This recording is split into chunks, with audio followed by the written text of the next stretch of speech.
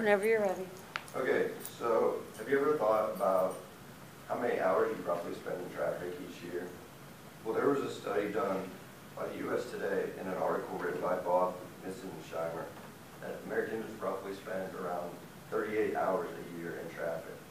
Now, if you do the math, over 60 years of driving, you spend roughly 95 days in traffic, which is, that's just a crazy number.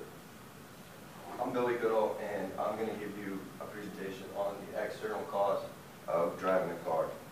But before I get into my presentation, I'll give you a little bit of a background on what an externality is.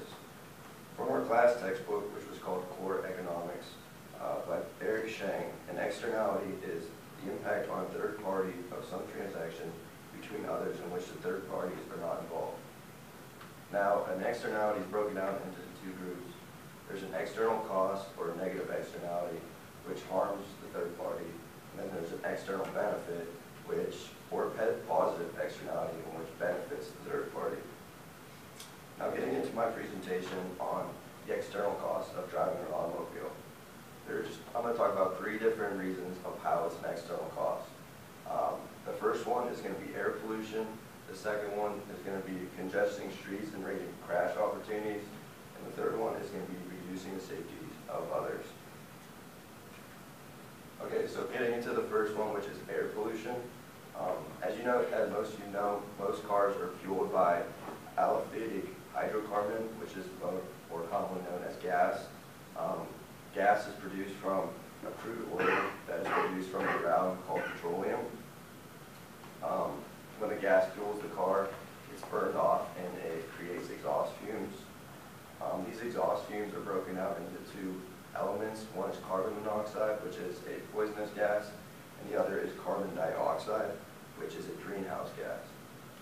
Now, greenhouse gases cause global warming, which is an external cost that not only affects the people around you, but it affects the entire planet.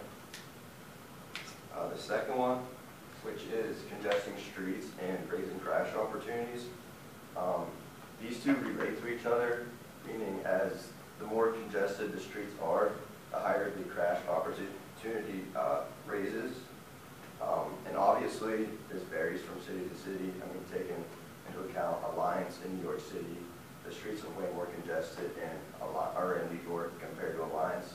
So the crash opportunity has a higher chance in New York compared to Alliance. And according to the Global Status Report on road safety in 2015 by Tammy Torian, there was roughly 1.2 million injuries related to car crashes last year.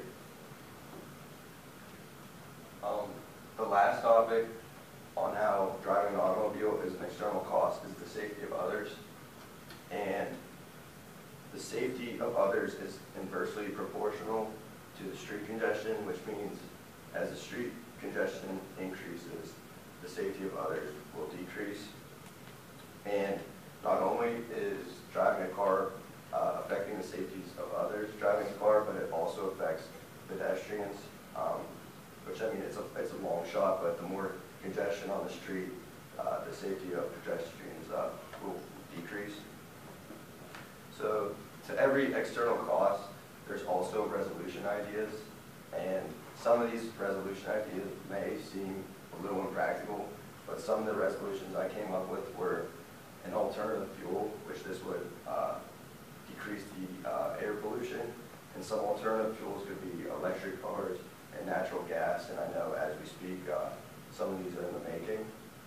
The second would be wider roads, and by this would free up street congestion, which would create more lanes, so the street congestion would go down.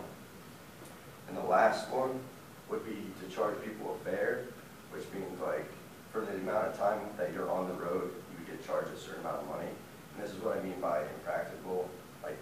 This would be hard to do because it would be hard to keep track of how long people were on the road. So in conclusion, there are many external costs in the world, but driving an automobile is just one of them. There's always a resolution to external costs, but as I said, some seem pretty impractical, so you kind of just have to deal with them. So next time you're going out to travel, if you're not going too far away and you a bike or you can walk, just remember that you're not polluting the air, you're not congesting the streets for others, and you're also reducing the safety, or you're also increasing the safety for others. Thank you.